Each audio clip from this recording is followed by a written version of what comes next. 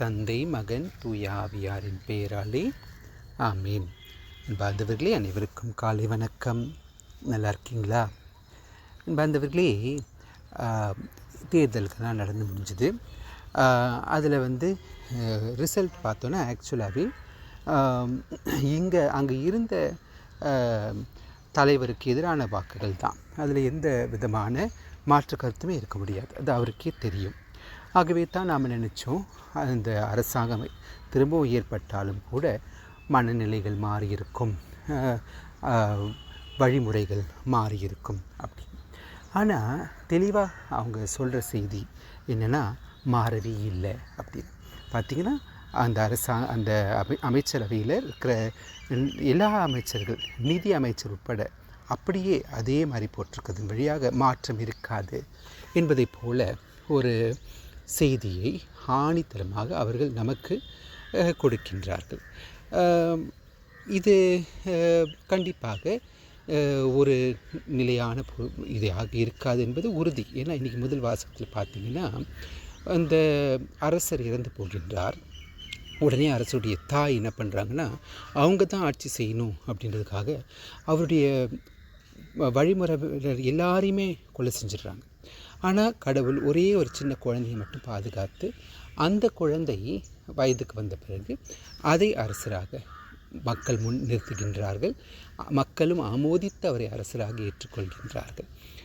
இந்த பெண்மணி உயிரை இழக்க வேண்டிய நிலை ஏற்படுகின்றது. அந்த மாதிரி கடவுள் அற்புதங்களை செய்து நீதியை நிலைநாட்டுவார். அரசாங்கத்தை அபகரிக்க நினைத்த அந்த பெண் உயிரை இழக்க நேர்ந்தது. யாருக்கு அரசாங்கம் செல்ல வேண்டுமோ அவங்களுக்கு சென்றது. அது கண்டிப்பாக எல்லா விதங்களிலும் நடக்கும். அதுதான் உயிருள்ள வார்த்தை நமக்கு சொல்லும் செய்தி. அதே சமயத்தில் அரசராக இருப்பது என்பது சேவை புரிவது. இதுதான் கிறிஸ்து, நம்முடைய அரசர் கிறிஸ்து நமக்கு கற்பித்த பாதை. பணி பெற அல்ல, பணி புரியவே வந்தேன். இன்றைக்கி புனித அலோய்சியஸ் கொன்சாகா என்ற ஒரு புனிதரை நினைவு கூறுகின்றோம். இவர் கண்டிப்பாக சேவை புரிந்தார் முழுமையாக என்று சொல்வதில் மிகையாகாது. ஏன்னா இவர் பார்த்திங்கன்னா ஒரு நல்ல குடும்பத்திலேருந்து பிறந்தவர், பெரிய வசதியான குடும்பம். ஆனால் அதையெல்லாம் விட்டுட்டு சேசு சபையில் சேர்ந்தார் 16ஆம் நூற்றாண்டின் இறுதியில். அங்கே போய் ரோமையில் சேர்ந்தார் 16 வயசுலேயே. பயபக்தியோடும் ஒருத்தல் முயற்சிகளோடும் வாழ்ந்த இவர் அப்போ அந்த காலத்தில் 1590 வாக்கில் ஒரு தொற்று நோய் பரவிட்டு இருந்துச்சு ரோமையில். அப்போது சேசு சபை குருவானவர்கள் ஒரு ஹாஸ்பிட்டலை நிறுவி அதில் மக்களுக்கு சேவை செய்து கொண்டிருந்தார்கள். அதை முன்னிருந்து சேவையை செய்த பணிவிடை செய்தவர் அலோய்சியஸ் கொன்சாகா. சின்ன வயசாக இருந்தாலும் அதனால் அவருக்கே தொற்று நோய் பரவி அவர் உயிரிழக்க வேண்டிய நிலையும் ஏற்பட்டது. இந்த விதத்தில் தன்னையே இழக்கக்கூட தயாராக இருந்த இவர் தான் உண்மையாகவே அரசர் அப்படின்னு சொல்லணும். சேவை செய்பவர்கள் அரசர்களாக இருக்கின்றார்கள்.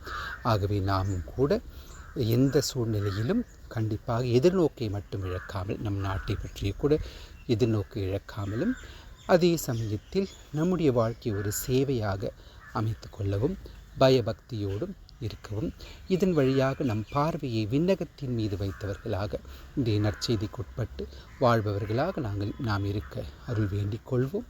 அன்பு தந்தையே இறைவா, நீர் அனைத்தையும் சீர்படுத்துவீர், நீதியை நிலைநாட்டுவீர் என்ற உறுதியோடு நாங்கள் என்றும் நன்மை செய்து கொண்டிருக்க